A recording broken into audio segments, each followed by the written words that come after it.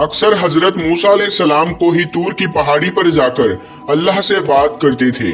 उस वक्त अल्लाह ताला ने आपको इतनी सारी हिकमतें और इतनी सारी सिफातें अता फरमाई कि जो हर इंसान के लिए एक बहुत बड़ी नसीहत और जिंदगी जीने के सही तरीके के लिए बहुत ही फायदेमंद है। दोस्तों, एक मर्तबा हजरत मूसा अलैहिस्सलाम ने अल्लाह ताला से सवाल किया, ऐ अल्लाह, आप लोगों को पैदा करते हो और फिर उनको मार देते हो, इनमें आपकी क्या हिकमत है? यानी कि आप ऐसा क्यों करते हो? तो ये सुनकर अल्लाह ताला ने हजरत मूसा अलैहिस्सलाम को हुक्म दिया कि ऐ मूसा, तुम खेती बो दो। हजरत मूसा अलैहिस्सलाम ने अल्लाह के हुक्म से खेती करना शुरू किया। कुछ दिनों के बाद में जब वो खेती तैयार हो गई तो हजरत मूसा अलैहिस्सलाम ने उसको काट दिया। तो ये देखकर अल्लाह ताला ने हजरत मूसा अलैहिस्सलाम से फरमाया, ऐ मूसा, तुमने खुद ही खेती बोई और फिर तुमने खुद ही उसको क्यों काट डाला? ये सुनकर हजरत मूसा अलैहिस्सलाम ने अर्ज किया, या अल्लाह, खेती के पकने पर उसमें दाना और भूसा था और दोनों को मिला जुला कर रखना मुनासिब नहीं था। इसीलिए हिकमत का तकाजा यही है कि उन दोनों को जुदा जुदा कर दिया जाए। ये सुनकर अल्लाह ने हजरत मूसा अलैहिस्सलाम से पूछा, ऐ मूसा, तुमने ये अकल कहाँ से हासिल की?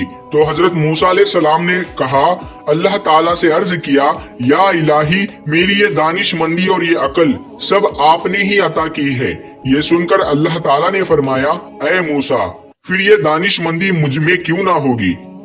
ऐ मूसा, देखो, इंसानों की रूहें दो किस्म की होती है। उनमें एक रूह पाक है और एक रूह नापाक है। और हर इंसान जिस्म एक रुतबे के नहीं होते हैं। किसी के जिस्म में मोती की तरह पाक और साफ रूह है तो किसी के जिस्म में कंच की पूंछ की तरह रूह मौजूद होती है। उन रूहों को भी ठीक उसी तरह से एक दूसरे से अलहदा करना मुनासिब है, यानी कि जुदा जुदा करना जरूरी है।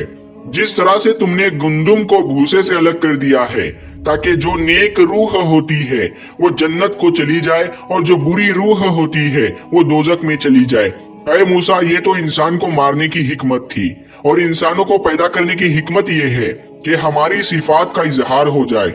हदीस कुदसी में है कि अल्लाह ताला इरशाद फरमाता है कि मैं एक पोशीदा खजाना था, इसीलिए मैंने चाहा कि मैं पहचाना जाऊं, इसीलिए मैंने मखलूक को पैदा किया, मैंने इंसानों को पैदा फरमाया।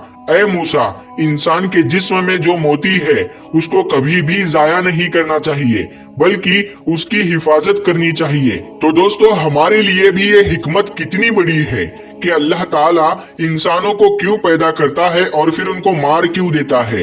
इस बात का खुलासा भी खुद अल्लाह ताला ने कर दिया है।